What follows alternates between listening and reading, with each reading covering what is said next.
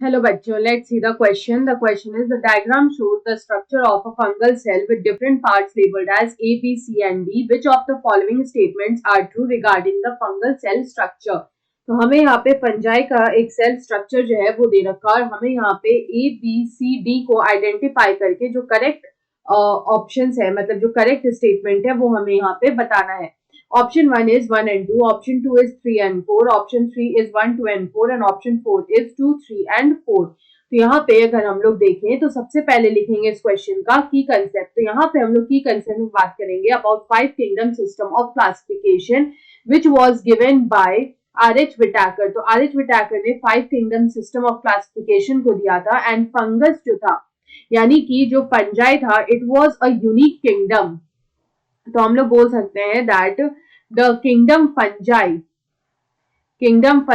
was a unique kingdom. It was a unique kingdom of heterotrophic organisms. तो यहाँ पे जो ऑर्गेनिजम्स थे दे वर हेट्रोट्रॉपिक. हेट्रोट्रॉपिक होने का मतलब होता है कि ऐसे ऑर्गेनिजम्स जो दूसरे ऑर्गेनिज्म पे डिपेंड करते हैं फॉर फूड, उस तरह के ऑर्गेनिजम्स को हम लोग बोलते हैं हेट्रोट्रॉपिक ऑर्गेनिजम्स. तो यहाँ पे अगर हम लोग देखें तो हमारा जो यहाँ पे ए लेबलिंग है in the diagram it is the cell wall. तो यहाँ पे अगर हम लोग फंजाई के सेल वॉल की बात करें तो इनका जो सेल वॉल होता है वो बना होता है ऑफ काइटिन. ये जो काइटिन होता है इट इज अ म्यूकोपॉलीसैकेराइड. ये एक तरह का म्यूकोपॉलीसैकेराइड होता है. अगर हम लोग यहाँ पे काइटिन की बात करें तो ये जो काइटिन होता है it is also seen in insects and arthropods. तो इंसेक्ट्स एंड आर्थ्रोपोड्स में भी हमें ये जो काइटिन है वो यहाँ पे देखने को मिलता है.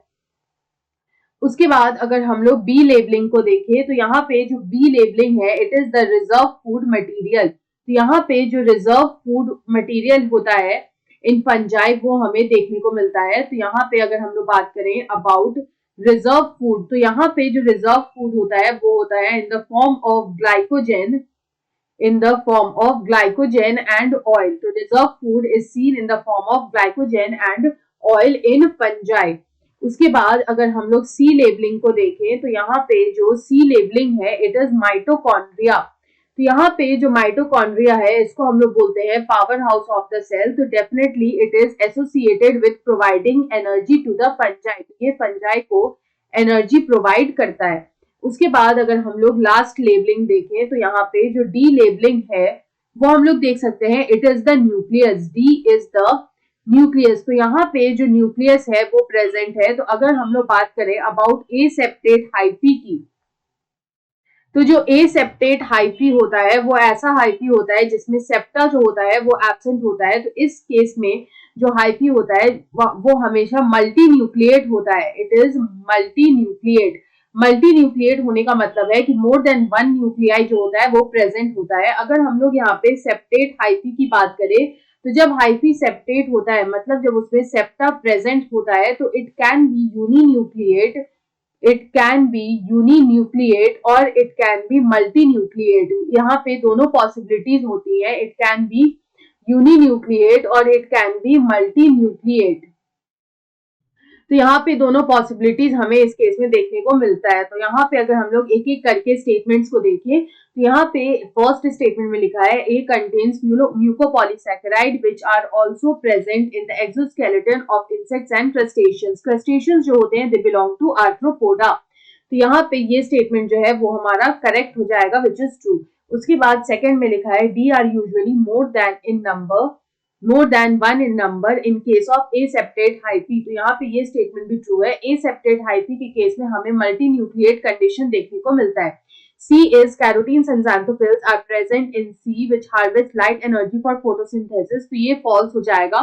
अगर हम लोग यहाँ पे कैरोटीन्स की बात करें तो ये जो कैरोटीन्स एंड xanthophylls होते हैं ये पिगमेंट्स होते हैं. They are accessory pigments. वो एक्सेसरी पिगमेंट्स होते हैं and they are seen in plants. ये एक्सेसरी पिगमेंट्स हमें प्लांट्स में देखने को मिलते हैं. तो यहाँ पे ये स्टेटमेंट फॉल्स हो जाएगा. Fourth is the reserve food material usually stored in the form of starch. तो यहाँ पे ये हमारा गलत हो जाएगा बिकॉज ये स्टोर होता है in the form of glycogen. तो हमारा जो करेक्ट स्टेटमेंट है वो सिर्फ है हमारा 1 and 2. तो यहाँ पे ऑप्शन 1 में दे रखा है 1 and 2. So option 1 is the right answer. I hope you understood it well. Best of luck.